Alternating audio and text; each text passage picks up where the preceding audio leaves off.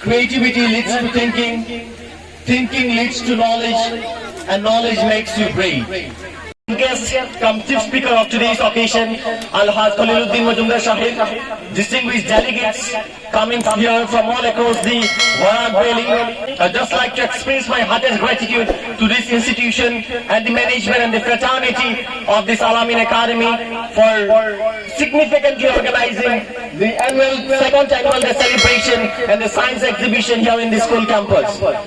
I'm extremely delighted to be here, and I express my heartiest gratitude for the warm hospitality and the respect that I have received coming here. শ্রদ্ধেয় শ্রোতা মণ্ডলী, একজন মানুষের জীবনে প্রধান তিনটি জিনিসের প্রয়োজন, সেগুলো হলো খাদ্য, বস্ত্র এবং বাসস্থান। কিন্তু এই তিনটি জিনিসের পরে যদি কোনো জিনিসের সবচেয়ে বেশি প্রয়োজন থাকে তাহলে সেটা হলো শিক্ষা, education. Ladies and gentlemen, education is the backbone of the society. শিক্ষাই হলো এই জাতির মেরুদণ্ড। মহান ব্যক্তিরা বলে থাকেন যে নলেজ এমন একটি ইনভেস্টমেন্ট যার রিটার্ন আমরা জীবনের শেষ দিন অবধি পেয়ে থাকি। মহান চাণক্য থেকে শুরু করে পিপলস প্রেসিডেন্ট নামে যিনি পরিচিত জনাব doctor APJ Abdul Kalam sir, সবাই আমাদের জীবনে শিক্ষার গুরুত্ব কতটা তা নিয়ে আলোচনা করে গিয়েছেন সময় সময়ে। শ্রদ্ধেয় শ্রোতা মণ্ডলী, আজকের এই পৃথিবীতে আজকে আমরা জানি আজকে টেকনোলজির কোনো অভাব নেই। শিক্ষা দীক্ষার দিকেও ক্রমাগত ভাবে আমরা প্রতিযোগিতার দিকে এগোচ্ছি। আজকের এই পৃথিবীতে যদি কোনো জিনিসের অভাব হয়ে থাকে সেটা হলো মানব দরদের অভাব, পারস্পরিক দয়া, মেলবন্ধনের অভাব। আজকের এই পৃথিবীতে যেটা দেখতে পাই সেটা হলো মানুষের মধ্যে হিংসা, আক্রোশ, বিদ্বেষ, অন্যের ক্ষতি করার চিন্তাধারা। আমরা মুসলিম সমাজ বিশেষত যারা এখানে রয়েছেন, আমরা যদি আমাদের নবী করিম সাল্লাল্লাহু আলাইহি সাল্লামের দেখিয়ে দেওয়া ওনার আদর্শকে যদি আমরা বাস্তবে অনুসরণ করতে পারি তাহলে আমাদের এই জীবনটা সুষ্ঠু, সুন্দর ও সাফল্যমণ্ডিত হয়ে থাকবে।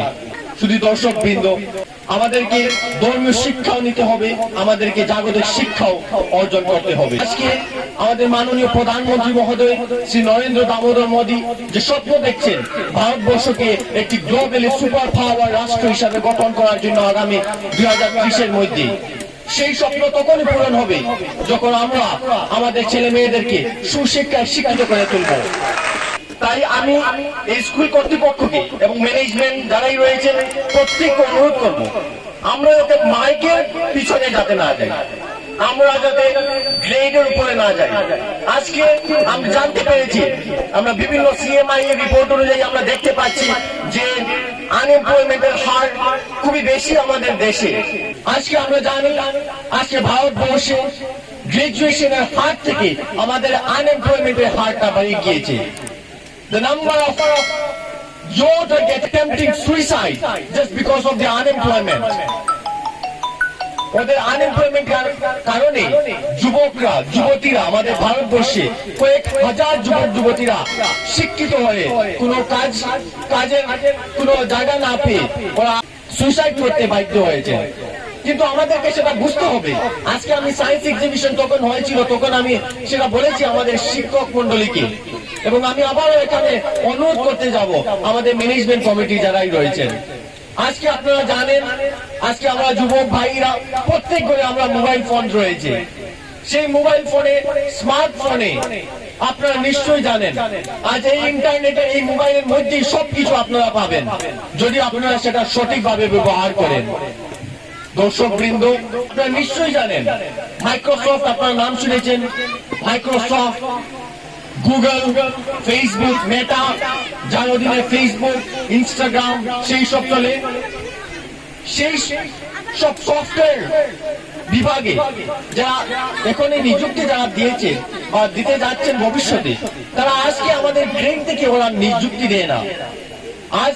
আজকের এই পৃথিবীতে আমরা জানি আজকে টেকনোলজি যুগ, আজকে আর্টিফিশিয়াল ইন্টেলিজেন্সের যুগ। সেই যুগে ওরা স্কিলের উপর, স্কিলের দক্ষতা দেখে তারা নিযুক্তি দেয়। তাই আমি এই অত্র এলাকার এই স্কুলের ম্যানেজিং ডিরেক্টর এবং প্রত্যেক শিক্ষক বৃন্দকে অনুরোধ করছি যে স্কিলের উপর গুরুত্ব দেওয়ার জন্য। পড়াশোনা শুধু পড়া করলাম, আজকে যেটা দেওয়া হলো সেটা আমরা পড়লাম, পড়ার পরে সেটা এক্সামে গিয়ে লিখে নিলাম, সেটার উপর আমরা মার্কস নিয়ে নিলাম।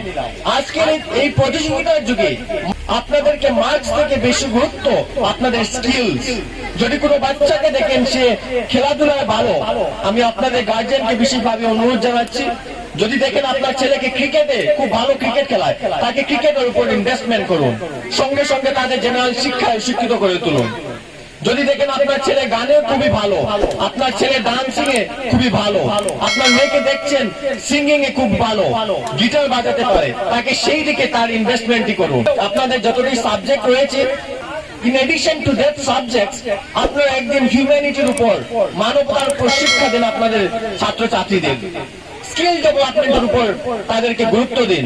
দরকার হলে আমাদের নিকটে রানীঘাট রয়েছে, নবীন চন্দ্র কলেজ রয়েছে, বদরপুর, ফলে মাসে একদিন হলেও একজন অ্যাসিস্ট্যান্ট প্রফেসর বিভিন্ন বিভাগ থেকে ওদেরকে একদিনের জন্য নিমন্ত্রণ করুন এবং ইন্টারেক্টিভ সেশনের আয়োজন করুন ছাত্রছাত্রীদের মধ্যে। তখন গিয়ে স্কিল ডেভেলপমেন্ট হবে, পাবলিক স্পিকিং এ ওরা এগিয়ে আসবে।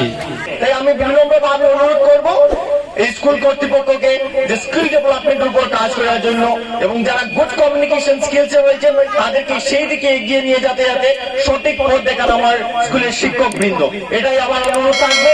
এবং আমি একটা কথাই অনুরোধ রাখবো আবারও, যে আমরা আজকে থেকে আজ আমরা প্রত্যেক দিন যাতে বাড়িতে ঘুমাবার আগে একবার যাতে আমরা চিন্তা করি যে আজকে এই 24 ঘন্টার মধ্যে আমরা কি শিখতে পেরেছি। নিজেকে we have to introspect ourselves।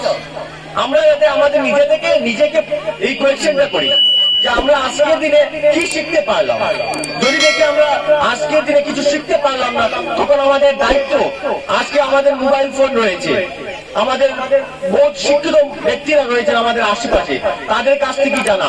প্রত্যেক দিন যদি আমরা একটাই প্রশ্নের উত্তর যদি জানতে পারি, আগামী বছর যখন আমরা সবাই এখানে মিলিত হব, আগামী 6 মার্চ 2025 ইংরেজি, আমাদের কাছে 365 দিনে 365 নলেজ হয়ে যাবে।